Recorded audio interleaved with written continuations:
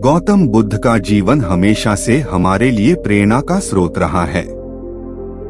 गौतम बुद्ध की कहानियां ने हमें एक ऐसा मार्ग दिखाया जिस पे चलकर हम और आप एक अद्भुत जीवन जिएंगे और हमारे बच्चे भी वही सीख पाकर अपना जीवन सही दिशा की ओर ले जा सकते हैं। दोस्तों, आज की कहानी सुनकर आपको समझ में आ जाएगा कि इंसान में कितनी इंसानियत रह गई है। कहानी सुनने के लिए हमारे साथ वीडियो के अंत तक बने रहिए। अगर आप हमारे चैनल पर नए हैं तो चैनल को सब्सक्राइब जरूर करें। चलिए कहानी को शुरू करते हैं। बहुत प्राचीन समय की बात है। एक जंगल था। उस जंगल में मृगरुरु रहता था। उनकी प्रजाति बहुत कम ही देखने को मिलता था। वे बहुत सुंदर और आकर्षक दिखते थे। सुनहरे रंग के चमक और आंखें नीली दिखती बहुत ही मोहक हिरन था। वे मृगरुरु मनुष्य के जैसे बोलता भी था। मृगरुरु जंगल में टहल रहा था, तभी अचानक किसी की आवाज आई नदी में से। रुरु मृग नदी के निकट गया तो देखा कोई इंसान नदी के धारा के साथ बह रहा है। बिना सोचे वो मृग नदी में छलांग लगाता है और अपना पैर पकड़ने को बोलता है। वो इंसान उसके ऊपर बैठ जाता है। जैसे तैसे मृग उसको बाहर निकालकर बचा लेता है। इंसान जब सुनहरे हिरण को देखता है तो बस देखते ही रह जाता है। उस इंसान ने हिरण को धन्यवाद कहा। तभी मृग क्रूर बोलता है, मेरे बारे में किसी को बताना मत, नहीं तो इंसान मेरा शिकार करने आ जाएंगे। मृग क्रूर की बातें सुनकर इंसान ने कहा, मैं किसी को नहीं बताऊंगा। इतना बोलकर वो अपने गांव चला जाता है। मगध राज्य की रानी सो रही थी और सपने में उसी रुरु मृग को देखती है।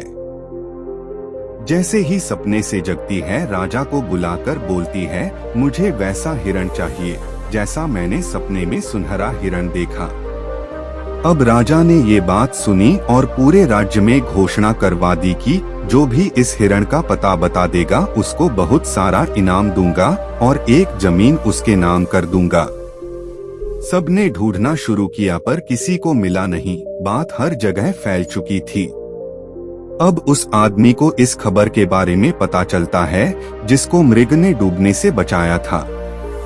वो इंसान देर न करते हुए राजा के दरबार में पहुंचता है और राजा को बोलता है, मैं जानता हूँ मृग के बारे में कहाँ रहता है।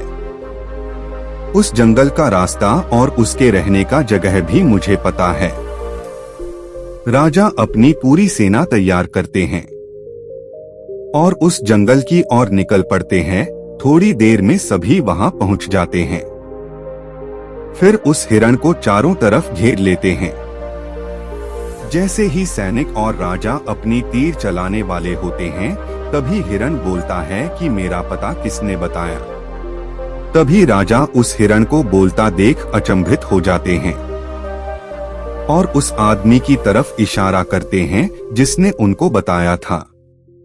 वो हिरण बहुत दुखी होकर बोलता है, सूखी लकड़ी को डूबता देख निकाल दो पर किसी इंसान को नहीं। ऐसा सुन राजा बोलते हैं, क्या मतलब?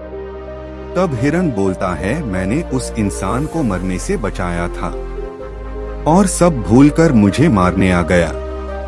राजा ये बात सुनकर बहुत दुखी होते हैं और अपने सैनिकों से उस इंसान को मारने को बोलते हैं, लेकिन हिरण बोलता है, नहीं महाराज, मत मारो उसे, मैं उसकी तरह नहीं हूँ किसी को मरता हुआ देख पाओ। राजा इतना करुणा देख उस हिरण के मन में बहुत प्रभावित होते हैं।